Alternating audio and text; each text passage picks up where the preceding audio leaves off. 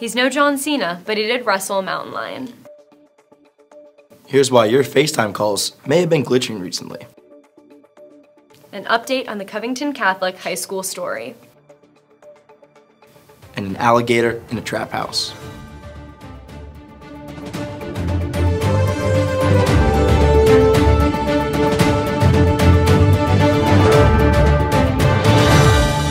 Good morning, Lancaster Catholic. I'm Jenna Danielson. And I'm Toby Prime. And this is your Week in Review.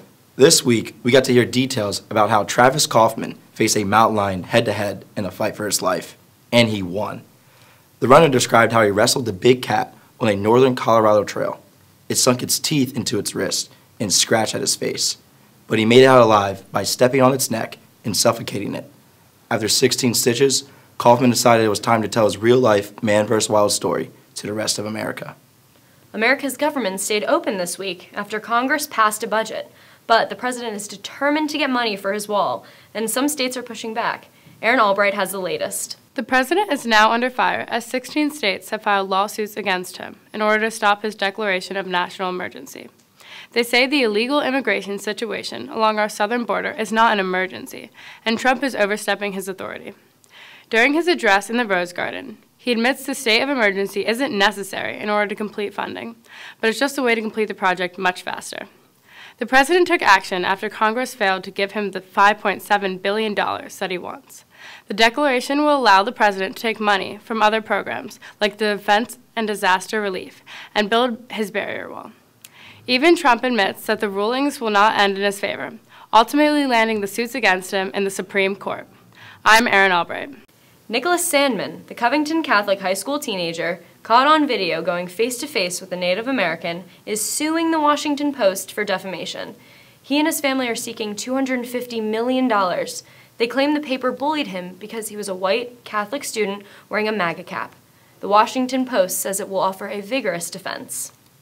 A 14-year-old teen who outsmarted Apple? Allie McCormick has a story. Apple may be paying a lot of money to a 14-year-old Arizona boy who found the FaceTime bug before Apple did. Grant Thompson discovered that this bug allowed people to hear you speak before even picking up the call. The family alerted Apple, but didn't hear back until the news broke out to the media.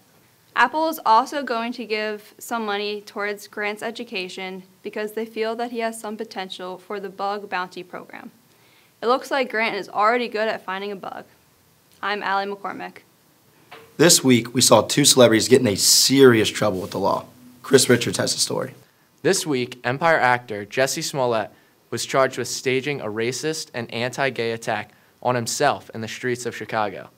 Investigators say that Smollett paid two Nigerian brothers $3,500 to assault him. Smollett reportedly was looking for publicity to get a pay raise. But it didn't take long for Smollett to go from victim to suspect when the two Nigerian brothers confirmed the attack was all a hoax. Since then, Empire has cut his character out of the final 2 episodes of the season. Grammy-winning R&B artist R. Kelly was in a Chicago courtroom this week as well. He was charged with 10 accounts of aggravated sexual abuse dating back to 1998. Prosecutors say that 3 of the 4 victims were teenage girls.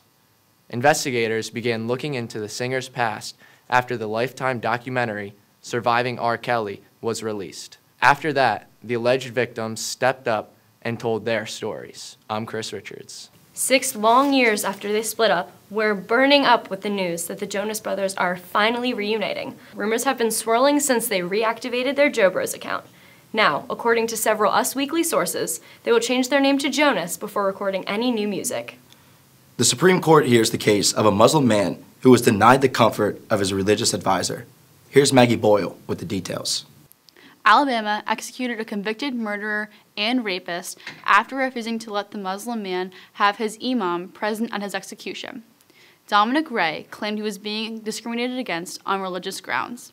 He pointed to Christian inmates being allowed to have priests and ministers present for their executions. An appeals court agreed with him, but the Supreme Court allowed the execution because it said the appeal was filed too late. The Ray v. Alabama came to a 5-4 decision in the Supreme Court. I'm Maggie Boyle. This week, the iconic unconditional surrender statue was vandalized. The woman of the statue in Sarasota, Florida, was found with hashtag #MeToo painted on her left leg in red paint. This hashtag about sexual assault and harassment is considered by some to be disrespectful towards veterans, including the man in that photo. The veteran died at the age of 95, the day before the statue was spray painted. Lancaster is already recognized as a prime tourist destination, but this week USA Today named it #1 place to retire. Our very own Amish County surprisingly beat many of the warm locations in Florida, such as Sarasota and Fort Myers. It was judged on housing, affordability, desirability, taxes, job market, healthcare, and happiness. Who would have ever thought the 717 would beat out the Sunshine State? Heroin, crack cocaine, fentanyl, cash, and an alligator? Yes, El Chapo the alligator was found in a drug dealer's kitchen in Chester County earlier this month. The district attorney says some dealers use pit bulls and snakes to protect their goods, but this dealer used an alligator. How pleasant. Fortunately, El Chapo now has a new safe home at the zoo, and the dealer faces life behind bars. That's your week in review. Have a great weekend, Crusaders.